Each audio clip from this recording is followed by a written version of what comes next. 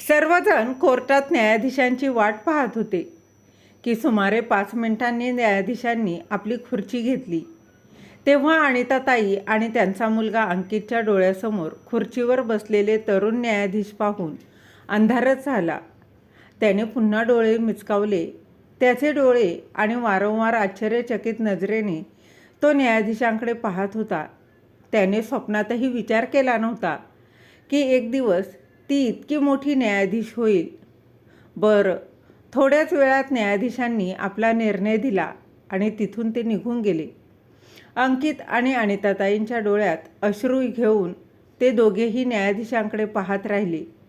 जेव्हा स्वतःच्या मुली प्रियाकडून फोनवर संपूर्ण सत्य समजलं तेव्हा त्यांच्या पायाखालची जमीनच सरकली होती. दुसऱ्या दिवशी दोघेही जण थोडे घाबरतच न्यायाधीशांच्या बंगल्यावर पोहोचल्यावर वॉचमॅनने त्यांना बाहेरच थांबवलं. एवढं मोठं घर आणि स्टेटस बघून दोघांनाही आश्चर्य वाटलं की या 5 वर्षात हे सगळं कसं घडलं. अनिताताई वॉचमॅनला म्हणाल्या, बेटा, आम्ही तुमच्या मॅडमला एकदा भेटू शकतो का? वॉचमॅन म्हणाला, नाही, परवानगीशिवाय आम्ही काही बोलू शकत नाही. थोड्याच वेळात आमच्या मॅडम कोर्टात जाणार आहेत, तेव्हा तुम्ही स्वतः त्यांच्याशी बोला. तोपर्यंत इथे बसून वाट पाहू शकता. वॉचमॅनचे हे शब्द ऐकून अनिताताई आणि अंकित तिथेच जमिनीवर खाली बसले आणि न्यायाधीशाची येण्याची वाट पाहू लागले. कारण आज त्या न्यायाधीशशिवाय त्यांना कोणीही वाचवू शकत नव्हतं. थोड्या वेळाने न्यायाधीश बाहेर आले तेव्हा तिला बघून अंकित आणि अनिताताई तिच्या पायात पडून बोलू लागले, बेटा, आम्हाला वाचवा. अनिताताई आज शोरशासारखी गर्जना करत होत्या आणि आज त्या ओल्या मांजरासारखी भीक मागत होत्या. इतक्या वर्षांनी पुन्हा ती नीच माणसांचे चेहरे डोळ्यासमोर पाहून त्या न्यायाधीश साहेबांनीच्या आज ज्वालामुखीत फुटला. ती वॉचमॅनला म्हणाली, या भिकाऱ्या लोकांना चहापाणी प्यायला द्या आणि लक्षात ठेव, ही माणसं पुन्हा या घराच्या आजूबाजूलाही दिसू नयेत. असं म्हणत ती कोर्टात निघून गेली. अनिताताई आणि अंकित तिच्या मागे सुटण्यासाठी भीक मागत होते. पण आज पुन्हा या लोकांचे चेहरे पाहून ती 6 वर्षापूर्वीच्या भूतकाळात बुडाली. आज न्यायाधीशांच्या खुर्चीवर बसून तिच्या डोळ्यातून सगळं काही एखाद्या चित्रपटासारखं गेलं. आणि अंकित हा दिसायला खूप सुंदर होता. तो जवळपास 28 वर्षाचा होता. त्याची आई अनिताताई आता त्याच्या लग्नासाठी खूप उत्सुक होत्या. तिच्यावर नियंत्रण असतं तर त्यांनी कोणत्याही सुंदर अशा मुलीशी अंकितचं लग्न करून दिलं असतं.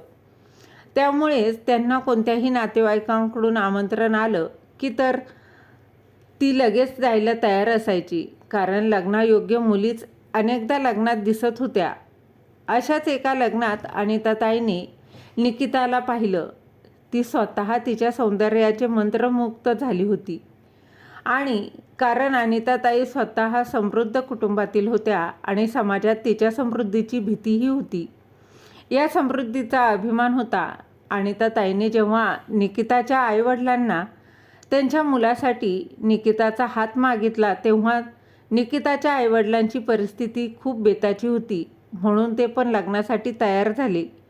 अनिताताईंच्या आईने तिची अंगठी निकिताच्या हातावर घातली आणि निकिता आणि अंकितचं लग्न त्याच लग्नात पक्क केलं. निकिताच्या आईवडिलांना विचार करण्याची संधी पण दिली नाही आणि 15 दिवसात लग्न केलं.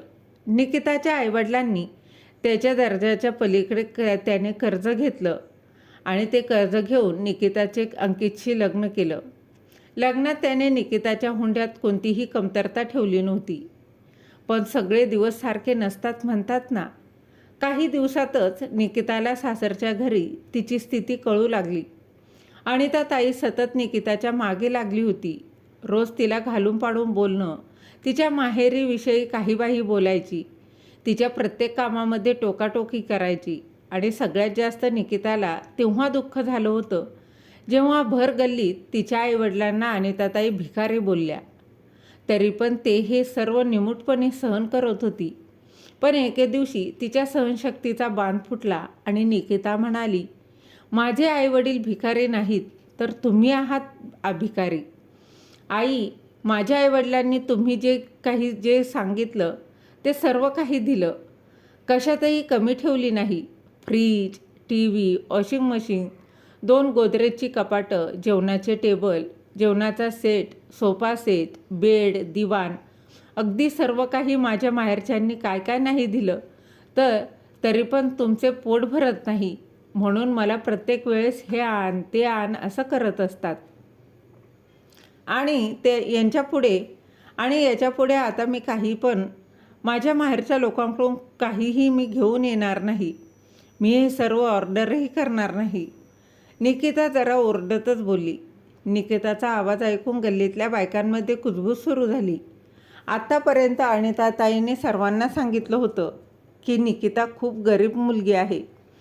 त्यामुळे सासूने आपल्या मुलाच्या आनंदासाठी सर्व वस्तू स्वतः ऑर्डर केल्या होत्या आणि त्या विकत घेतल्या होत्या. पण निकिताच्या ओरडण्यामुळे पहिल्यांदाच अनिताताईंची सर्वांसमोर पोलपट्टी उघडी झाली होती. निकिताच्या भारदस्त आवाजाचे सासूबाईंना वाईट वाटत होतं. त्यामुळे आज तिची प्रतिष्ठा कलंकित झाली होती. अनिताताई आज असहाय्य झाली होती, पण आज ती सर्वांसमोर काहीच करू शकत नव्हती. इकडे निकिताचा राग शांत होण्याचं नाव घेत नव्हता. निकिता अर्धा तास ओरडत राहिली. अंकितचं पण ऑफिसमधून यायची वेळ झाली होती. अनिताताई विचार करत होत्या की यावेळी अंकित आला तर आजपर्यंत केलेली सर्व कामे उद्ध्वस्त होतील. घराची गणिते करण्यात व्यस्त असलेल्या अनिताताई आता पुढे सरसावल्या आणि निकिताला शांत करण्याचा प्रयत्न करू लागल्या. सर्वांसमोर त्या निकिताला म्हणाल्या, अरे बेटा, तू कशाला गडबड करतेस? एक छोटीशी बाब. माझ्या हाताने कप घसरला आणि तुटला. काही हरकत नाही, मी दुसरे घेऊन येईल. तू कशाला काळजी करतेस? आणि दारात उभ्या असलेल्या बायकांना म्हणाली, चला, काही विशेष झालं नाही. निकिताला बरं वाटत नाहीये, त्यामुळे तिची चिडचिड होत आहे. चला चला, ज्याच्या त्याच्या घरी त्यांनी सगळेजण निघा बरं. जा. हे सगळे ऐकून बायका आपल्या घरी निघाल्या होत्या आणि बघता बघता घरासमोरची गर्दीही संपली आणि अनिताताई निश्चिंत झाल्या की अंकितच्या येण्याआधीच घरासमोरची गर्दी दूर झाली होती आणि आता तो स्वतः निकिताचा राग पाहणार होता. स्त्रिया निघून गेल्यावर अनिताताईंचा स्वभाव परत कडक झाला. त्यांनी निकिताचा हात धरला आणि तिला तिच्या खोलीत ओढलं आणि धमकी दिली, तू खूप तुझ्या माहेरच्या सामानाचा अभिमान दाखवत होतीस ना? आता बघ मी तुझा अभिमान कसा तोडते ते. अनिताताई आता त्यांच्या खऱ्या रंगात आल्या होत्या. त्यांनी घाईघाईत निकिताला अनेक वेळा थपडा मारल्या होत्या आणि आई, मला पाहिजे तितकं मारा. मी कुठे राहत होते या शरीरात? मी तर फक्त श्वास घेत होते. अंकित आल्यावर तुम्ही माझ्या खोट्या तक्रारी त्याच्याजवळ कराल आणि तो मला मारहाण करेलही. आणि मला मारताना पाहून तुम्हाला स्वर्गीय आनंद मिळतो. पण आता गप्प बसणाऱ्यांमध्ये मी नाही. मलाही जिवंत राहायचं आहे आणि मी तुम्हाला जिवंत राहूनच दाखवेन. ओ मॅडम, आजचा प्रसाद अजून बाकी आहे. पहिले ते खाऊन घ्या आणि नंतर जिवंत राहूनच दाखवा. आणि असं सांगून अनिताताईने आणखी निकिताच्या तोंडात एक चापट मारली.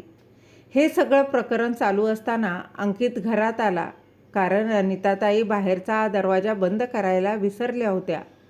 हा दरवाजा का उघडा आहे? अंकितने विचारलं.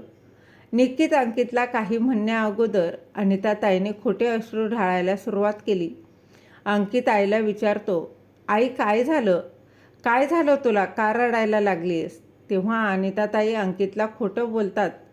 अरे अंकित, निकिताला मी किती वेळा सांगितलं आहे की बेटा, घरातली सगळी कामं आवरून घे, नंतर गल्लीतल्या बायकांशी गप्पा कर. पण निकिताला माझं काहीही ऐकायचं नाही. ती गल्लीत बाहेर गप्पा मारताना किचनमध्ये सगळं दूध जळालं.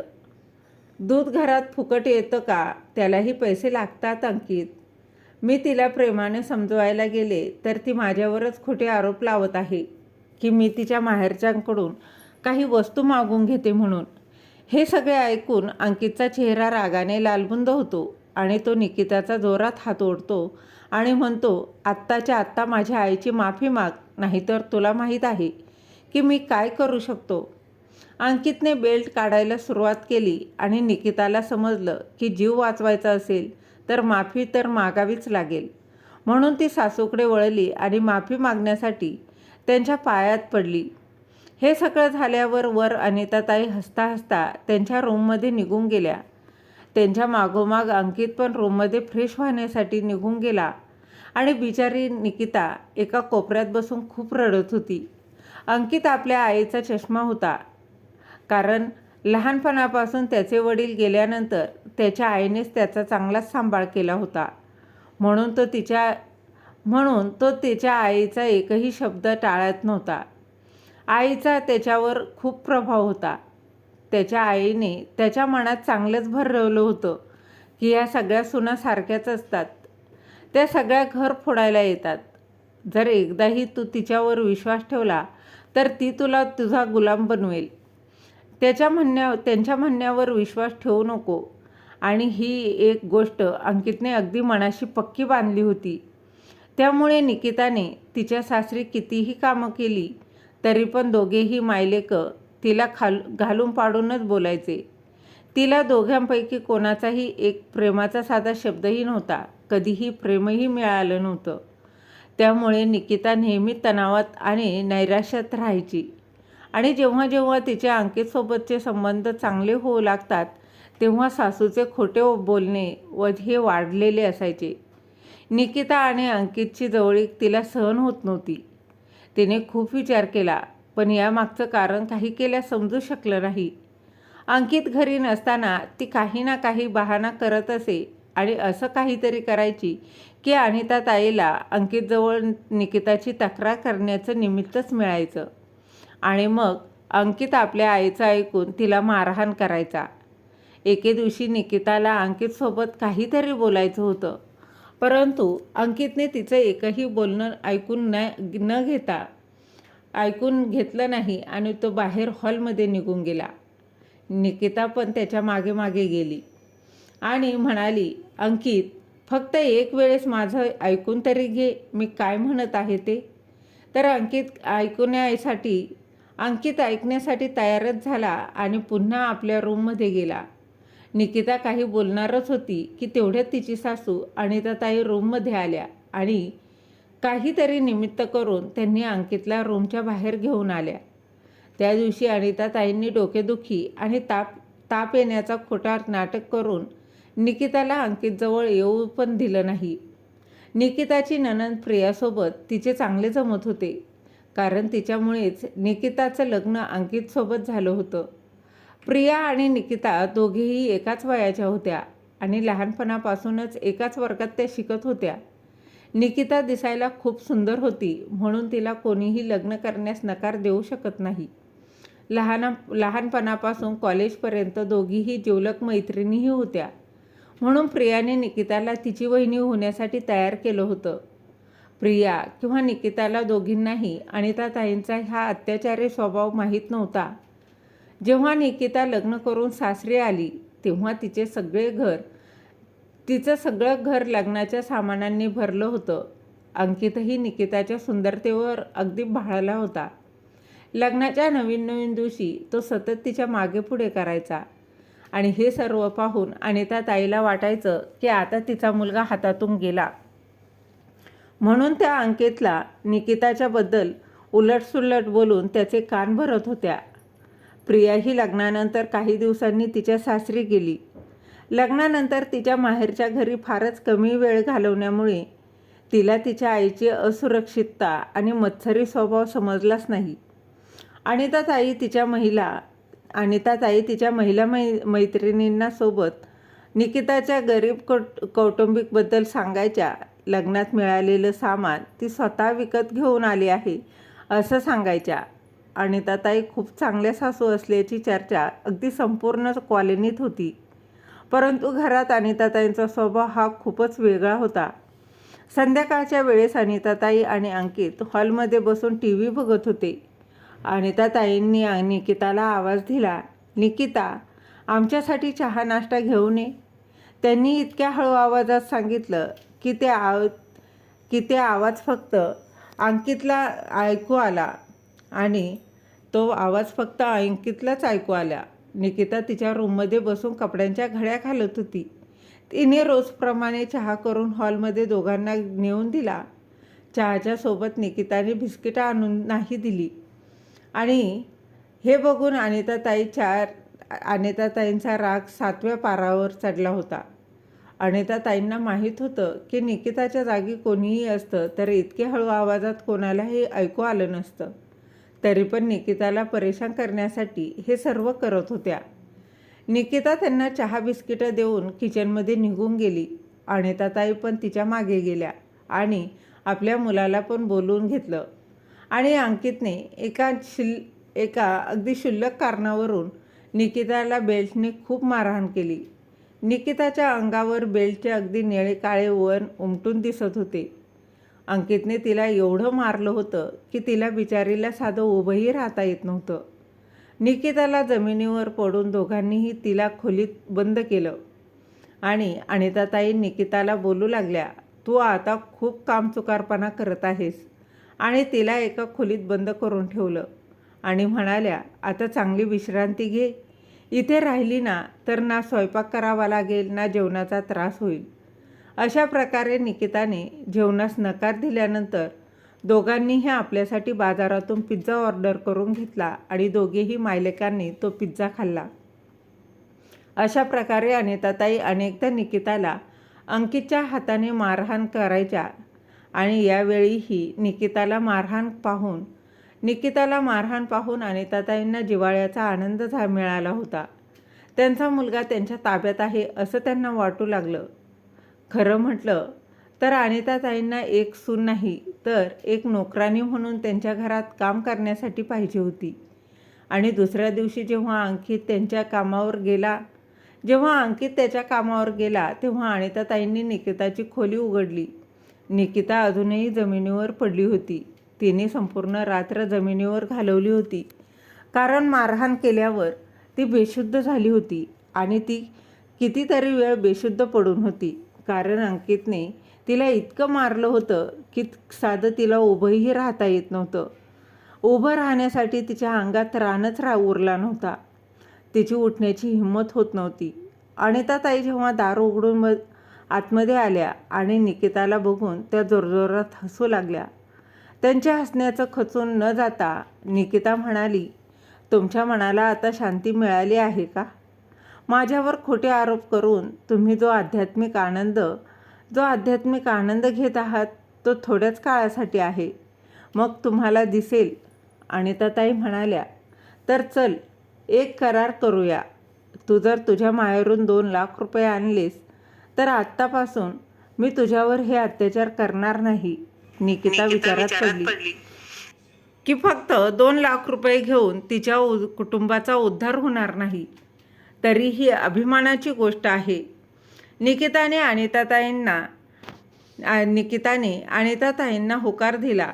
अनिताताईंनी त्यांचा फोन तिच्या हातात दिला आणि तिला तिच्या माहेरी फोन करायला सांगितला. निकिताने सासूच्या लालचीला बळी पडून तिच्या माहेरून 2 लाख रुपये मागून घेतले. निकिताच्या आईवडिलांनी वाटलं की निकिताला काहीतरी काम असेल म्हणून त्यांनी तिच्या भावाच्या हातून ते पैसे पाठवून दिले. अनिताताईंना हातात 2 लाख रुपये बघून मनातील वासना जागृत झाली. त्या काही दिवस निकितासोबत खूप चांगल्या वागल्या. त्यात निकिताला जेवणासाठी थोडीफार मदतही करत होत्या. पण दिवसेंदिवस त्यांची लालच चांगलीच वाढत चालली होती. त्यांनी एके दिवशी निकिताच्या माहेरच्यांकडून आयफोनची मागणी केली आणि या संपूर्ण महिन्यात अनिताताईंनी एकदाही निकिताला साधी शिवीगाळ किंवा मारहाण केली नव्हती. याचे निकिताला खूप समाधान वाटलं. कुटुंब गमावण्याची भीतीही त्याच्या मनातून निघून गेली होती. त्यामुळेच यावेळी निकिताने आयफोनची ऑर्डर दिली. आयफोन मिळण्याच्या सहजतेने अनिताताईंना मोफत सोन्याचे अंडे देणारी कोंबडी मिळाली होती. आता त्यांची दिवसेंदिवस दुसरी मागणी ती असायची की आता ही गरज आहे, आता ती गरज आहे. निकिताने एखाद्या वेळेस आपल्या सासूचं ऐकून न घेतलं तर तिला परत तिचा नवरा अंकित मारहाण करायचा. आई वडिलांशी बोलता यावं म्हणून निकिताकडे फोन नव्हता, कधीकधी अनिताताईंच्या फोनवर निकिताच्या आईचा फोन यायचा, परंतु अनिताताई निकिताच्या बोलून झाल्यानंतर तिचं बोलणं होईपर्यंत जवळच बसून असायच्या, जेणेकरून कोणाला कसलीही शंका येऊ नये. निकिता तिच्या सासरच्या घरात अडकली होती. तिला असं झालं होतं की ना घरातून बाहेर पडता येत होतं, ना खिडकीतून डोकावता येत होतं. मग ती कोणाची मदत कशी घेणार? ती खूपच घाबरली होती. आज तिचे अंग खूप दुखत होतं, कारण अंकितने तिला बेल्टने खूप मारलं होतं. निकिताला खूप वेदना होत होत्या. ती ओरडत होती. तिला ताप पण आला होता. काल दुपारपासून तिने काही खाल्लंही नव्हतं. तिला नीट पण बोलता येत नव्हतं. पण म्हणतात ना, ज्याला कोणी नाही त्याचा देव आहे. दुपारची वेळ होती आणि त्याच वेळी प्रिया अनिताताईंची मुलगी घाईघाईने आली. तिने आपलं सामान ड्रॉइंग रूममध्ये फेकून दिलं आणि वहिनी वहिनी असा आवाज करू लागली. प्रियाला बघून अनिताताईंच्या कपाळावर आठ्या पडल्या की प्रिया काही करेल तर नाही ना? प्रिया काही करणार तर नाही ना? प्रियाला अनिताताईंच्या गैरवर्तनाची अजिबात कल्पना नव्हती आणि दर महिन्याला हुंडा घेण्याबाबतही तिला अजिबात माहिती नव्हतं. त्याने आईला विचारलं, अगं आई, वहिनी कुठे आहे? ती काही केल्या दिसत नाही आहे. मी खूप दमून आले आहे गं. वहिनीला सांग ना माझ्यासाठी चहा करायला. तर अनिताताई प्रियाला म्हणतात, तिची तब्येत बरी नाही म्हणून ती तिच्या खोलीमध्ये झोपली आहे. तिला बरं वाटत नाही आहे. थांब, मी आणते तुझ्यासाठी चहा करून. अनिताताई किचनमध्ये चहा बनवायला गेल्या. त्यांच्या लक्षात राहिलं नाही की अनिता तिच्या खोलीमध्ये जमिनीवरच पडली आहे. निकिता तिच्या खोलीमध्ये जमिनीवरच पडली आहे आणि जर प्रियाने तिला जसं जमिनीवर पडलेलं बघितलं तर आपलं आज काही खरं नाही. प्रिया जेव्हा वहिनी वहिनी असा आवाज देत निकिताच्या खोलीपर्यंत पोहोचली, तेव्हा निकिताची सासू निकिताची अशी अवस्था बघून प्रियाच्या पायाखालची जमीनच सरकली. निकिता अजूनही भुकेने तहानलेल्या जमिनीवर पडून होती. तिचा चेहरा सुजला होता. उजव्या हाताची बोटं तुटलेली होती. संपूर्ण अंगावर फाटलेले कपडे घातले होते. अंगभर बेल्टने मारलेल्या ताज्या खुणा होत्या. निकिताने जेव्हा प्रियाला बघितलं तर ती खूप मोठमोठ्याने रडू लागली. निकिताच्या बोलण्याआधी प्रियाला सर्व काही कळालं होतं. प्रियाने एकदाही आपल्या आई आणि भावाची पर्वा न करता तिने स्वतःच्या मोबाईलवरून पोलिसांना नंबर डायल केला. पुढच्या 20च मिनिटात पोलीस आले. पोलिसांना स्वतःच्या घरात बघून अनिताताईंच्या पायाखालची जमीन सरकली. त्यांना खूप आश्चर्य वाटलं की त्यांच्या पोटची मुलगी त्यांच्यासोबत असं काही करू शकते का? त्या प्रियाजवळ काही बोलण्यासाठी गेल्या, परंतु प्रियाने त्यांच्याकडे पाठ फिरवली होती. पोलिसांनी अनिताताईंना हातकडी घालून त्यांच्या गाडीत बसून पोलीस स्टेशनला नेलं आणि अंकितलाही मागून पोलीस स्टेशनला बोलवण्यात आलं. निकिताची मेडिकल टेस्ट झाली आणि प्रियाने तिच्या आईवडिलांनाही बोलवलं. प्रिया तिच्या बालपणीच्या मैत्रिणीच्या या अवस्थेला स्वतःला जबाबदार समजू लागली होती. म्हणून तिने पोलिसांना बोलावून तिच्या आई आणि भावाला लॉकअपमध्ये ठेवून आपल्या चुकीचं प्रायश्चित्त करत होती. अनिताताई आणि अंकितच्या स्टेशनमध्ये निघून गेल्यानंतर निकिताने आपल्या नंदेला म्हणजेच प्रियाला तिचा सगळा भूतकाळ रडता रडता सांगितला. प्रियाला निकिताशी झालेल्या गैरवर्तनाबद्दल खूप वाईट वाटलं. तिने स्वतःच्या डोळ्यांनी पाहिलं नसतं तर तिचा कधीच विश्वास बसला नसता. पण आता डोळ्यासमोर सगळं काही बघून तिला वाटू लागलं की निकिताच्या बाबतीत जे काही घडलं त्यात तिचा हात आहे. तिनेच निकिताच्या लग्नाला तिच्या भावासाठी पुढाकार घेतला होता. त्यामुळे आता निकिताला आधार देणं हे तिचं प्रथम कर्तव्य होतं. प्रियाला तिचं कर्तव्य समजताच तिने निकिताला तिच्या घरी नेण्याची व्यवस्था केली. प्रियाच्या घरी आल्यावर निकिताला तिच्या वेदनांवर मलम मिळाल्यासारखं वाटलं. हळूहळू प्रियाने निकिताला पहिल्यासारखं आयुष्य जगण्यासाठी मदत केली.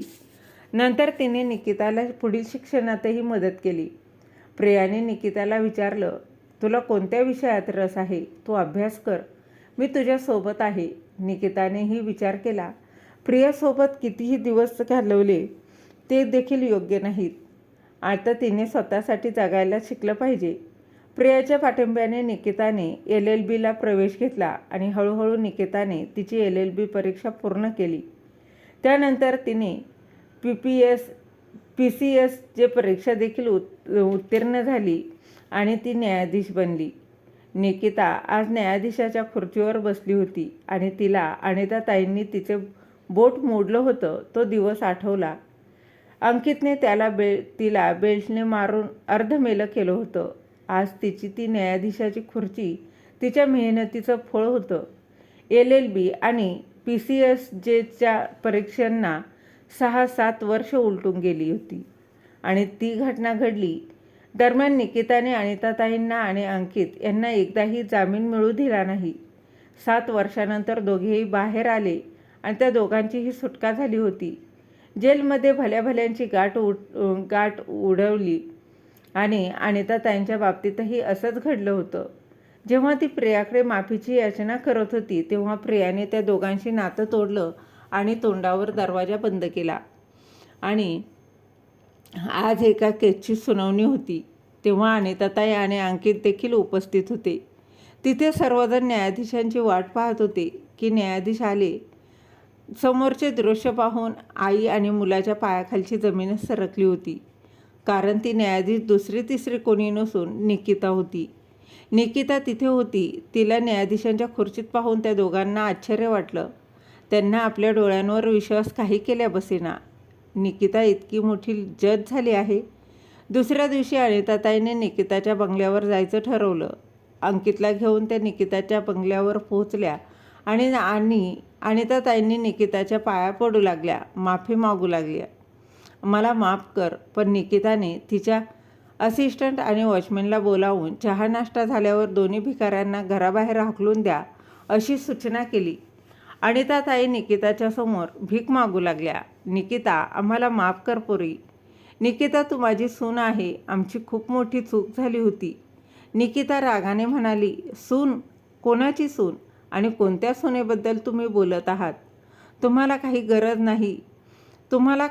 नाही आता मला सून म्हणायची. कारण मी तर तुमच्यासाठी 5 वर्षापूर्वीच मेली होती आणि आत्ताच्या आत्ता निघून जा माझ्या घरातून. मी माझ्या नोकरांना तुम्हाला अपमानास्पदरित्या बाहेर काढायला सांगण्याआधीच दोघेही येथून निघून जा.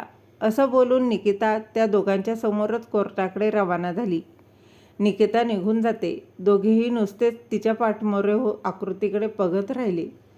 त्यावेळी तर मग मित्रांनो, तुम्ही सर्व सांगा की निकिताने त्यांना माफ न करून योग्य केलं की चूक? कमेंट बॉक्समध्ये तुमचं मत नक्कीच लिहून कळवा. आणि अशाच नवनवीन कथेला भेटण्यासाठी चॅनलला अजूनही सबस्क्राईब केलं नसेल तर सबस्क्राईब नक्की करा. भेटूया अशाच एका नवीन कथेसोबत. तोपर्यंत धन्यवाद.